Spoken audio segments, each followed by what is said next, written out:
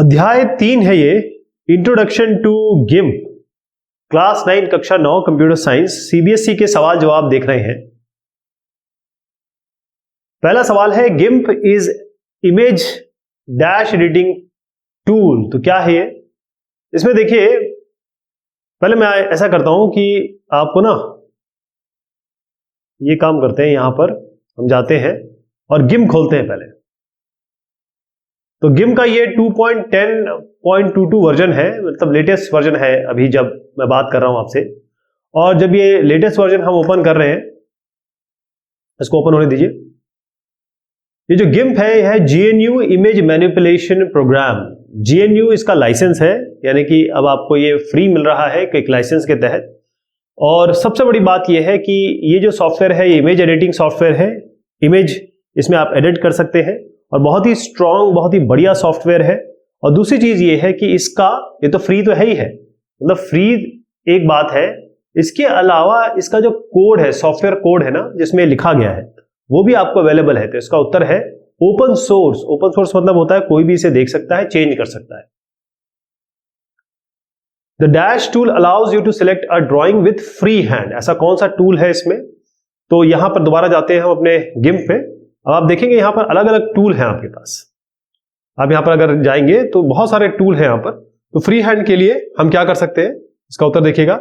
इसका उत्तर है लैसो। तो आप ये देखेंगे तो यहां पर ये फ्री सिलेक्ट, ये लैसो टूल आपको मिल रहा है। इससे आप फ्री हैंड ड्राइंग कर सकते हैं। तो लैसो टूल हो गया ये। The fuzzy select magic wand tool help you to select areas of the. तो फजी सिलेक्ट, ये मैजिक वैंड बता देता हूं आपको। ये फजी सिलेक्ट है, जैसे मैंने आपको बताया था कि यहां पर आपके अलग अलग फ्री सिलेक्ट है। मतलब ये अलग अलग जगह आपने जब थ्योरी पढ़ी है, तो मैंने आपको थ्योरी समझाई थी, तो मैंने हर एक को लिया था। तो अलग अलग सबके काम है। जो इसकी बात हो रही है ना, फजी सिलेक्ट, ये करता क्या है, मैं आपको इसको समझाता हूं जरा। तो एक काम करते हैं, एक इमेज खोल लेते हैं, फाइल ओपन करके। वैसे इसकी जरूरत भी नहीं है, आप सीधा इमेज को इसके ऊपर डालेंगे तो भी आ जाएगा। तो डेस्कटॉप पे जाते हैं, यहां पर एक इब्राहिम की फोटोग्राफ है। अब यहां पर आप जैसे ये यूज करना चाहते हैं फजी सिलेक्ट, तो ये क्या करेगा, एक पर्टिकुलर एरिया को इसने सिलेक्ट कर लिया उसके रीजन के हिसाब से।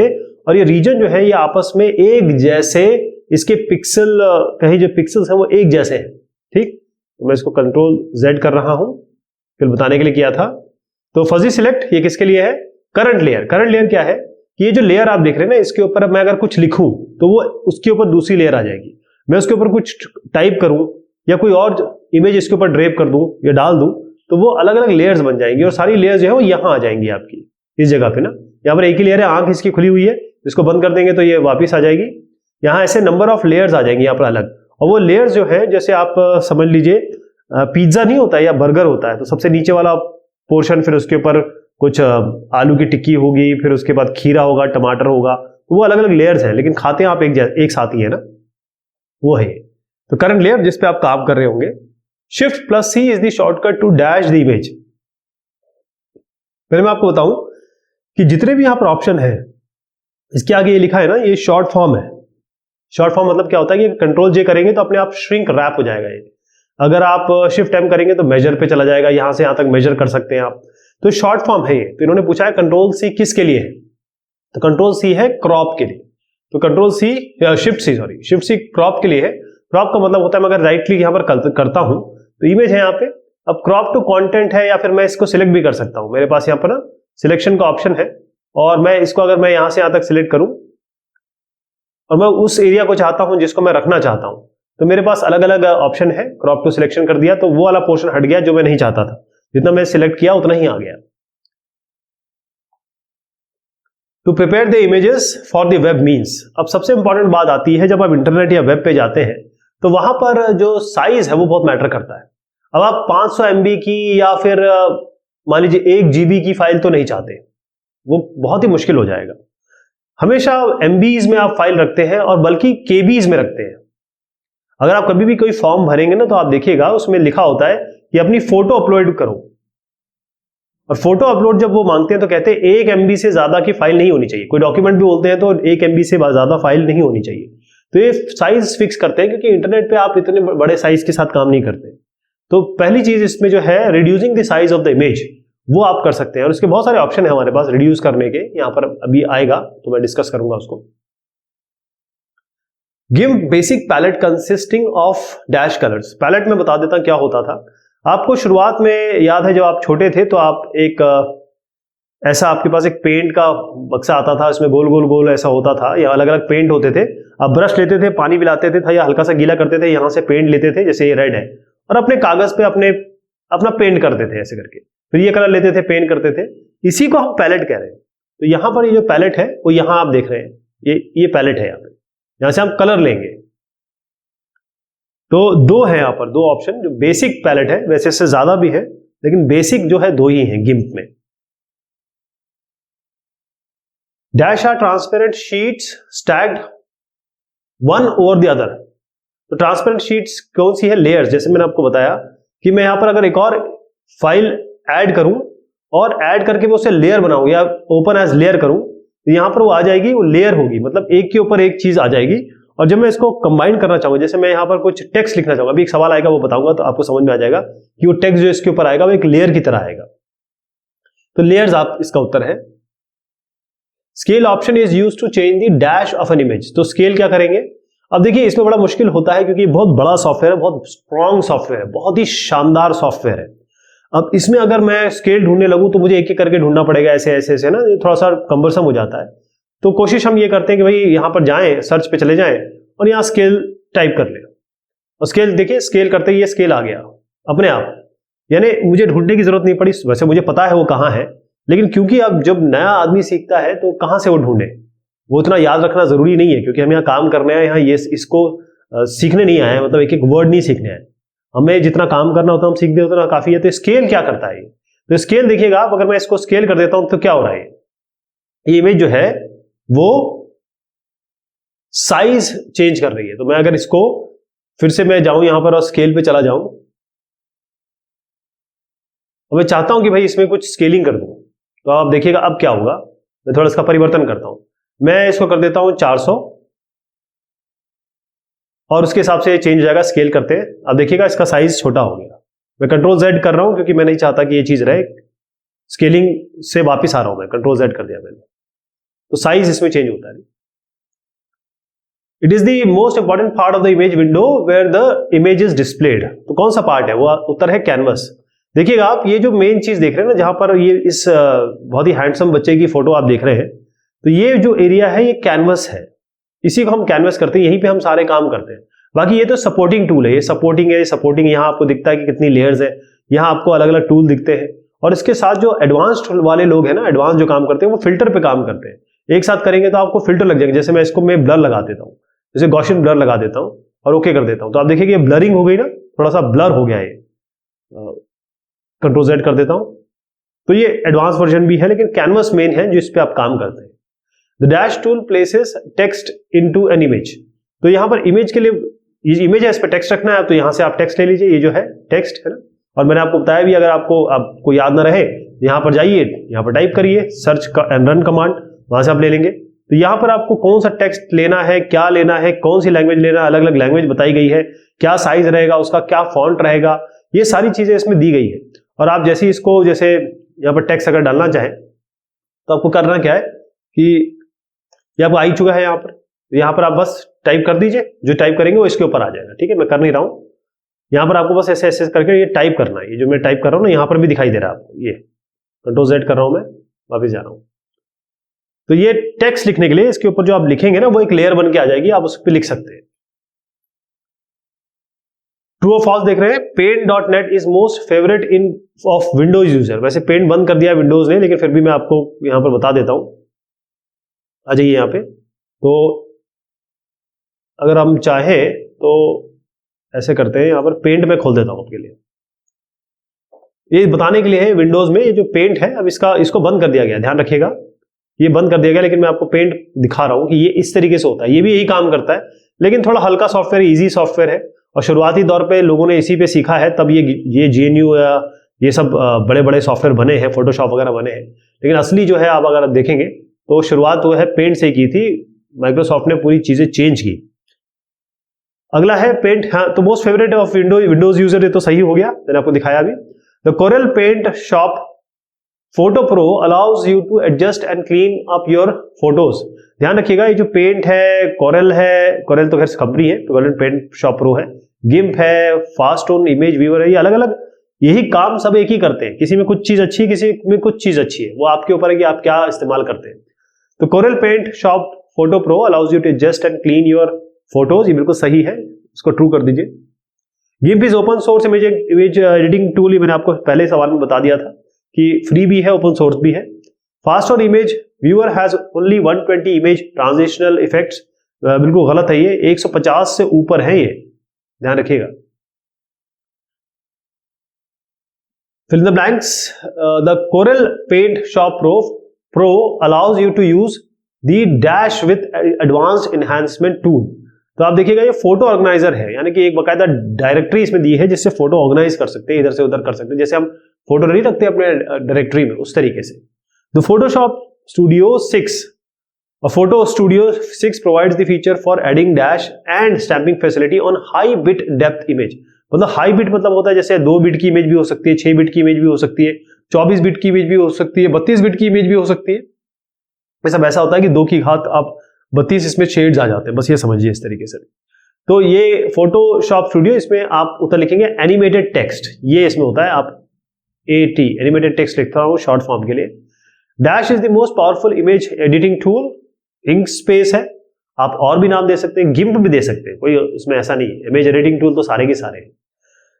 Dash is the tool not for detailed editing, कौन सा ऐसा है जो आपका डिटेल्ड एडिटिंग के लिए नहीं है? तो टेक्स्ट ऐसा कोई टूल तो होता नहीं है, अगर टेक्स्ट अगर है, क्योंकि बहुत सारे टूल है, अलग अलग नाम है, आप इसकी जगह आप चाहें तो पेंट भी कह सकते हैं, है ना, क्योंकि पेंट बहुत ज्यादा डिटेल्ड एडिटिंग नहीं है, लेकिन काम तो कर रहा है, वो आपका बेसिक काम हो जाएगा।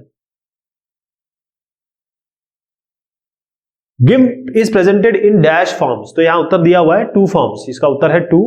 इसमें क्या है, एक सिंगल है और एक मल्टीपल विंडो मोड है। जैसे गिम्प 2.10 देखेंगे, इसमें जो डिफॉल्ट जब हम खोलते हैं तो सिंगल विंडो मोड आता है, लेकिन यहां पर मल्टीपल विंडो भी हो सकता है, यानी इसी में जो मैंने आपको दिखाया, इसमें आप मल्टीपल विंडो भी इस तरीके से खोल सकते हैं, एक साथ कई विंडोज पे काम कर सकते हैं। Layers are wonderful for creating dash. अब लेयर्स क्या होती है, जैसे मैंने आपको एक लेयर बताई, अब मैंने एक और लेयर डाल दी, दूसरी लेयर डाल दी, तो मैं क्या कर सकता हूं, इस बच्चे की ही ऐसे एक इमेज यहां लगा सकता हूं, एक इमेज यहां लगा सकता हूं, एक इमेज यहां लगा सकता हूं, तो एक कोलाज बन जाएगा, ये इसको ही कोलाज कहते हैं, कोलाज के लिए बहुत अच्छा है ये। क्रॉपिंग रिमूव्स डैश और एवरीथिंग आउटसाइड, शायद मैं आपको बता चुका हूं, क्रॉपिंग हमने की थी यहां पर, कि अगर मैं इस पोर्शन को सिलेक्ट कर लूं, जैसे केवल मैं बच्चे का चेहरा चाहता हूं थोड़ा सा, तो इमेज यहां पर हम जाएंगे और यहां पर क्रॉप टू सिलेक्शन कर देंगे, तो जो बाकी पोर्शन है वो हट गया, Ctrl Z कर देता हूं। तो क्रॉपिंग Ctrl Z मैं केवल इसलिए कर रहा हूं क्योंकि मैं ओरिजिनल पे रहना चाहता हूं। तो यहां पर आप अनवांटेड पार्ट कह सकते हैं, जो चीज हमको नहीं चाहिए, या सिलेक्टेड एरिया, जैसे मैंने अभी सिलेक्टेड एरिया आपको हटा के दिखाया या चूज करके दिखाया, क्रॉपिंग ये काम करता है। GIMP 2.8 defaults to dash window mode, तो यहां पर क्या है, मल्टी विंडो है, जैसे मैंने आपको बताया मल्टीपल विंडो और ये जो आपका सिंगल विंडो है। तो गिम्प 2.8 और आगे के जितने भी वर्जन आ रहे हैं वो सब मल्टी और सिंगल पे जाते हैं, तो डिफॉल्ट इसका 2.8 का मल्टी है।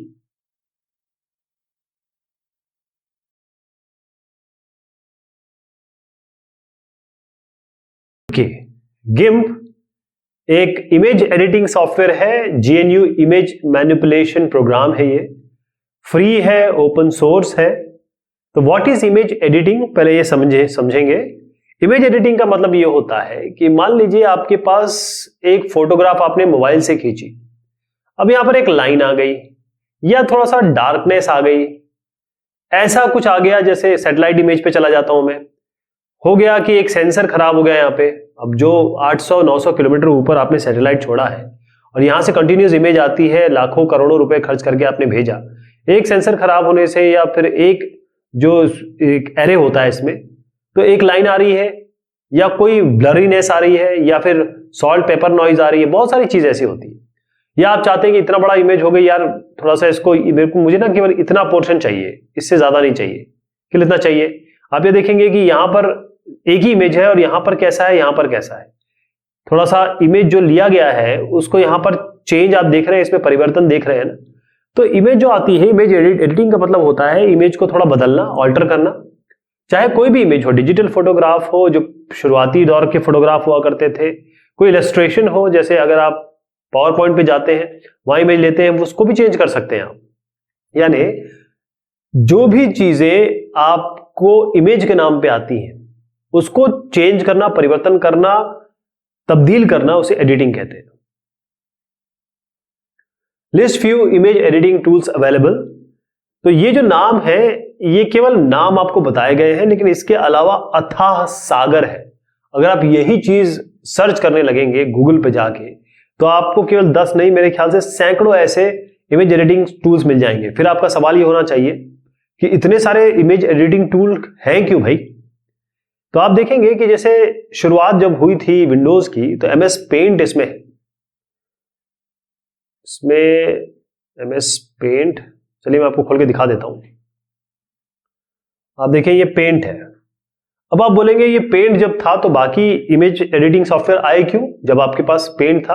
तो पेंट बहुत बेसिक है, यानी कि आप कुछ यहां बनाइए, इसको क्लीन कर दीजिए, ऐसा कुछ शुरुआती दौर पे सिखाने के लिए या काम करने के लिए थोड़े बहुत इसमें बहुत ज्यादा नहीं, थोड़े बहुत काम हो जाते हैं। बट आपको अगर बहुत ही प्रोफेशनल तौर पे इमेज एडिटिंग करनी है, जैसे वीडियो एडिटिंग भी सॉफ्टवेयर आते हैं, सारी जो फिल्म इंडस्ट्री है वो वीडियो एडिटिंग सॉफ्टवेयर यूज करती है, तो ये सब चीजें जरूरत के हिसाब से आई है। और जैसे जैसे जरूरत के हिसाब से चीजें बढ़ी तो गिम्प हो गया ये, क्योंकि फोटोशॉप का बहुत दबदबा है। गिम्प एक फ्री ओपन सोर्स है, ये आपका प्रोप्राइटरी है, यानी कि आपको खरीदना पड़ता है। कहीं पर कुछ ऑर्गेनाइजेशन अच्छा है फाइलों का, कहीं बहुत बेसिक काम होता है, आपको इतना बड़ा सॉफ्टवेयर चाहिए ही नहीं, आप ऐसा काम करना ही नहीं चाहते, थोड़ा सा ही काम करना चाहते हैं तो MS पेंट ले लेंगे। ऐसे बहुत सारे आपके पास ऑप्शन है। कोरेल का जो पेंट शॉप प्रो है ये भी बहुत जबरदस्त है। तो ये सारी चीजें हैं अलग अलग सॉफ्टवेयर में, जो आप नाम देख रहे हैं तो खैर देख ही रहे हैं, इसको तो आपको समझना ही, लेकिन मैं आपको बता रहा हूं कि इतने सारे क्यों हैं, किस लिए है, सब में कुछ अलग है, सब में कुछ अपना कुछ स्पेशलिटी है, इसलिए किया गया है, इसलिए बनाए गए हैं। एक काम करता हूं, मैं एक बार नाम पढ़ भी देता हूं। Adobe Photoshop, GIMP, Serif Photo Plus X4, Photo Impression 6.5, Photo Studio 6, Picasa, MS Paint, Photo Editor, Windows Photo Editor, Corel Paint Shop, Photo Pro X3। Explain GNU image manipulation program. अब आपको जो सवाल है वो ये है, देखिए इसका, ये मैंने सॉफ्टवेयर खोल रखा है, गिम्प खोल रखा है, तो ये GNU इमेज मैनिपुलेशन प्रोग्राम, यही इसी के बारे में बात हो रही है, यानी कि आपको ये जो गिम्प है इसके बारे में बताना है।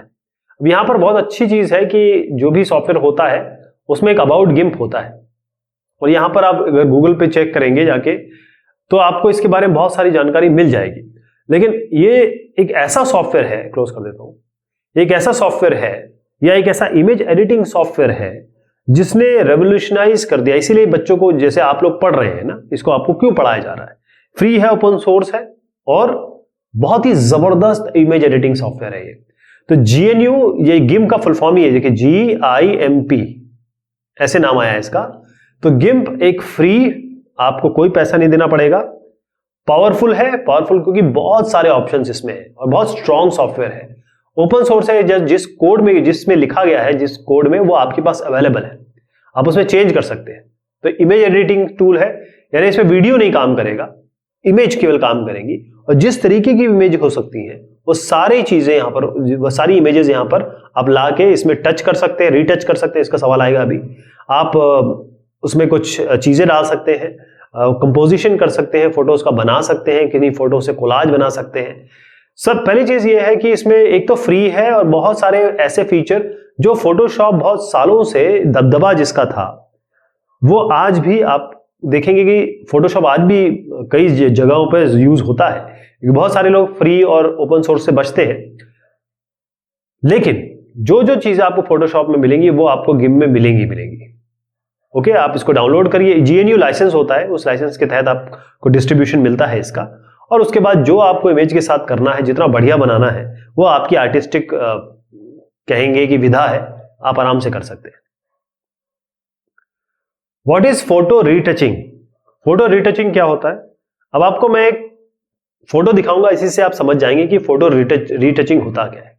शुरुआत में फोटो कुछ इस तरीके से थी और इसको कुछ इस तरीके से टच दिया गया, रीटच किया गया, ये तो थी, रीटच दिया गया, या इसमें ऐसा परिवर्तन किया गया कि अब ये इमेज देखने लायक बन गई है, मतलब अच्छी, आप जिस तरीके से लोगों को दिखाना चाहते हैं वैसे आपने बना दी।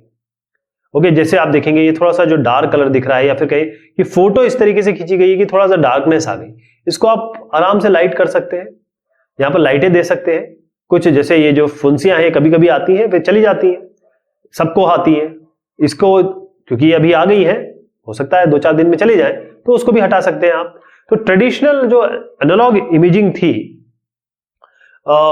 इमेज एडिटिंग जो थी, जो शुरुआती दौर पे की जाती थी, जब ये सब इतने बड़े बड़े सॉफ्टवेयर नहीं आए थे, तो शुरुआती दौर पे जो किया जाता था उसको फोटो रिटचिंग कहते थे। इसमें क्या होता था, एयर ब्रश है, ताकि आप क्या है, एक ब्रश लेंगे यहाँ पे, इस जगह पे एक ब्रश ले लीजिए यहाँ से, और उस ब्रश लेके आप कोई भी जो आपके अलग अलग ऑप्शंस इसमें दिए हुए हैं उसको लीजिए, और वो वाला कलर जो आप, जैसे मान लीजिए ये वाला कलर चाहते हैं या फिर ये वाला ब्राइटनेस चाहते हैं, उसको लाके इस पे क्लिक कर दीजिए, तो ये पूरा का पूरा इस तरीके से बन जाएगा। तो ये बहुत सारी चीजें चेंज हो सकती है, एक नाम तो नहीं है, एनी ट्रेडिशनल आर्ट मीडियम इसको कहा गया है। फोटो रिटचिंग का मतलब ये है, फोटो जो आज है उसको आप परिवर्तित कर सकते हैं अपने हिसाब से इन टूल्स के जरिए। बहुत सारे टूल्स है इसमें, एक नहीं है, बहुत सारे टूल्स है इसमें, मैं आपको दिखाई देता हूं। यहां पर एक काम करते हैं, एक इमेज ओपन कर लेते हैं, जैसे ये इब्राहिम की इमेज है, और फिर जब ये इमेज आ गई, फिर इसमें आप ये सब काम कर सकते हैं, मतलब ये जो ऑप्शंस है ना आपके पास, जैसे मैं एक बता रहा हूं, ऐसा नहीं है, इसमें इतने सारे टूल हैं कि आप करते करते थक जाएंगे, इसीलिए इसको कहते हैं इतना इतना शानदार। ये जैसे कुछ ऐसे कुछ कर दिया जाए ना, जैसे आप नहीं चाहते आप अपने किसी का फोटो दिखाएं, तो ये आपने एक तरीके से रिटचिंग कर दी है, और इसके अलग अलग कलर बन सकते हैं। उसको मैं Ctrl+Z कर देता हूं, क्योंकि हम ये इमेज बार बार लेंगे। Okay, write down the expansions of the following, इसमें एक्सपेंशन करना है। देखें, हर एक जो फाइल आएगी, इमेज फाइल, वो किसी ना किसी नाम से होगी। देखिएगा आप यहां पर नाम क्या लिखा है, इनका नाम लिखा है abraham.jpg, है ना। इसका मतलब क्या हुआ, abraham.jpg का मतलब क्या हुआ, एब्राहम तो फाइल का नाम है, डॉट के बाद जो आता है उसे हम एक्सटेंशन कहते हैं। अब जब भी कोई इमेज एडिटिंग सॉफ्टवेयर इसको खोलेगा, कोई भी जो सॉफ्टवेयर इसको खोलता है, तो वो ये जानेगा कि भाई कौन सा एक्सटेंशन है। जेपीजी अलग फॉर्मेट है, ये जॉइंट फोटोग्राफर एक्सपर्ट ग्रुप का फॉर्मेट है, तो ये फॉर्मेट का अलग एक हेडर होगा, इसका अलग इसमें कंटेंट होगा कि भाई कंटेंट कहाँ रखा जाएगा, किस लेयरिंग में रखा जाएगा, किस तरीके से रखा गया है। तो ये पूरी तरीके से तय होता है कि जेपीजी बनाया गया कैसे है ना। तो जिफ जो है वो अलग तरीके का है, पीएनजी अलग तरीके का है। जिफ जो है वो है ग्राफिकल इंटरचेंज फॉर्मेट, ये है, इसमें एनिमेशन भी आप बना सकते हैं, जिफ एनिमेटेड इमेज होती हैं बहुत सारी। पीएनजी होता है पोर्टेबल नेटवर्क ग्राफिक्स, फिर टिफ होता है, ये TIFF या TFF होता है, tagged image file format. Dot JPG जो होता है वो JPEG, मैंने जैसे आपको बताया, joint photographer good photographics experts group हो गया dot JPG. Joint photographic group है, लेकिन मैं आपको ये बता दूं कि ये दोनों सेम है, JPEG और JPG। आप इसमें ये जो फुल फॉर्म लिख रहे हैं, क्योंकि यहाँ पर ई नहीं है इसलिए आप नहीं लिखा, अदरवाइज ये आते यहीं से है, JPEG एक्सपर्ट ग्रुप से ही आ रही है। डॉट PSD है फोटोशॉप डॉक्यूमेंट, और BMP हो गया आपका bitmap. Explain functionality of the following, आपको एक एक की फंक्शनैलिटी बतानी है। अच्छा, जब मैं आपको थ्योरी बता रहा था तो मैंने आपको सबको एक एक करके दिखाया था, लेकिन अब हम यहाँ पर थोड़ा सा आइडिया ले लेंगे, थोड़ा सा आपको दिखा दूंगा कहां पर क्या है। रेक्टेंगुलर टूल है, ओवल सिलेक्ट टूल है, लैसो टूल है, और टेक्स्ट टूल है। तो यहां पर आप देखेंगे तो आपको ये सारे टूल मिलेंगे। अगर आप देखें तो यहां पर जो भी हम क्लिक करेंगे, जैसे मैंने कहा कि भाई मुझे इस टूल के बारे में जानना है, ये है क्या, ये क्रॉपिंग वाला टूल है, और ये नीचे आ भी जा रहा है, ये फ्री सिलेक्ट टूल है। जब अभी हम देख रहे हैं रेक्टेंगुलर सिलेक्ट, ये जो हम जिसके बारे में बात करेंगे, ये हो गया रेक्टेंगुलर टूल। ओवल है, अच्छा इसमें अलग अलग हो गया, इलिप्स हो गया, इलिप्स ओवल शेप हो गया, या फिर अंडाकार शेप आप काट सकते हैं। लैसो टूल हो गया, ये आपका अलग अलग सिलेक्शन तरीके से आपका काम कर सकते हैं, लैसो हो गया। ऐसे टेक्स्ट टूल हो गया, ये आपका टेक्स्ट टूल हो गया, आप टेक्स्ट डाल सकते हैं। यहाँ पर ये जो है ये जो आप देख रहे हैं, इसे आप टेक्स्ट डाल सकते हैं। मैंने जैसे इसको सिलेक्ट किया, अब देखिए सारी चीजें आ गई। तो सबकी अलग अलग प्रॉपर्टी होती है, उसको हम जब हम काम करेंगे वाकई में तो हम इसे सीखेंगे। फिलहाल तो समझ लीजिए कि रेक्टेंगुलर जो टूल है, अगर कोई एक इमेज है उसका एक रेक्टेंगुलर पार्ट आपको लेना है, कहने का मतलब कि मान लीजिए ऐसी इमेज है, या यही बता देता हूं आपको, ये केवल इतना पार्ट चाहिए तो उतना सिलेक्ट कर लीजिए आप।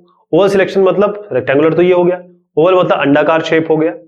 लैसो टूल क्या हो गया, ये फिर फ्री सिलेक्शन टूल है जो मैंने आपको दिखाया, ये आपका फ्री सिलेक्शन टूल है इस तरीके से, और बहुत सारे ऑप्शंस हैं इसमें, ऐसी बात नहीं है। तो यहां पर क्या होता है, लैसो या फ्री सिलेक्शन टूल, आप क्या करेंगे, एक ये तो स्क्वायर, ये हमेशा रेक्टेंगल बनेगा, ये हमेशा ओवल बनेगा, लेकिन आप चाहते हैं कि इस तरीके से कोई शेप आप कुछ काटें, तब क्या करेंगे आप ये फ्री हैंड पॉइंटर रहता है इसमें, तो आप माउस को दबाएंगे और फिर उसको जब तक दबा के रखेंगे और जहां जहां जाएंगे वो बहुत कनेक्टिंग डॉट से कर, जो पॉइंटर आप ले रहे हैं माउस का, उस हिसाब से जैसे आप यहाँ पे दबाया आपने, ऐसे करके जहां जहां जाएंगे उस पोर्शन को ले लेंगे। जैसे मैं चाहता हूं केवल ये मेरा पोर्शन, इतना पोर्शन निकले, तो ना रेक्टेंगुलर काम करेगा ना ओवल काम करेगा, उसमें मुझे फ्री हैंड चाहिए होगा लैसो टूल। टेक्स्ट टूल मैंने आपको बताया कि टेक्स्ट आप डाल सकते हैं, ये आपका टेक्स्ट है, इस तरीके से टेक्स्ट यूज करेंगे, लैसो हो गया, रेक्टेंगल हो गया। तो टेक्स्ट टूल मतलब आप कुछ लिखना चाहते हैं इसमें, तो टेक्स्ट पे जाइए, यहाँ पर लिख दीजिए, वो जो भी आप लिखते हैं जहां पर डालेंगे वहां पर वो लिख के आ जाएगा, एक अलग लेयर बनती है उसकी। Discuss how to change the size of an image, image का साइज कैसे चेंज करेंगे। तो अब देखिए यहां पर एक इमेज दिख रही है आपको, यहां पर आप स्केलिंग करेंगे, स्केल करेंगे। We can change the size of an image by following ways. आप क्या कर सकते हैं, एक तो रेजोल्यूशन चेंज कर सकते हैं इमेज का, इसकी एक इंटरपोलेशन क्वालिटी होती है, इंटरपोलेशन एक अलग मैथमेटिक्स में आता है ये। इंटरपोलेट मतलब ये है कि अगर हमको 2-3 पता है तो हम चौथा भी निकाल सकते हैं, या इसके बीच में भी पिक्सल्स डाल सकते हैं, वैल्यू डाल सकते हैं या हटा सकते हैं। स्केलिंग मतलब ये होता है छोटा बड़ा करना, तो मैं आपको करके दिखा देता हूं अभी यहाँ पे। अब आप देखिएगा मैं ये स्केलिंग कर रहा हूं और मुझे पता नहीं स्केल है कहां, तो कैसे ढूंढूं, या तो मुझे अगर मैं करने वाला हूंगा तो मुझे याद रह जाएगा, मुझे पता है कि एक स्केल यहां पर है, लेकिन हम क्या करेंगे कि अगर जो नए लोग हैं उनको बहुत आसान है यहाँ पर तरीका, सर्च में जाइए, यहाँ पर स्केल लिख दीजिए, जो आपको ढूंढना है वो आपको यहाँ मिल जाएगा, क्योंकि याद रखना नहीं है ना हमें तो बस करना है काम अपना। तो यहाँ पर स्केल है, अब इस इमेज को जैसे 758 इसका विड्थ है और 568 इसकी हाइट है, तो छोटा कर देते हैं इसको कर देते हैं तकरीबन 400 कर देते हैं। अब 400 के हिसाब से हाइट भी चेंज हो गई, क्योंकि हमने एस्पेक्ट रेशियो इसका बराबर करके रखा है, और इसको स्केल कर देते हैं, तो ये छोटी हो गई इमेज। ऐसे हम कर सकते हैं इसको, स्केलिंग इस तरीके से होती है। How we can prepare images for web.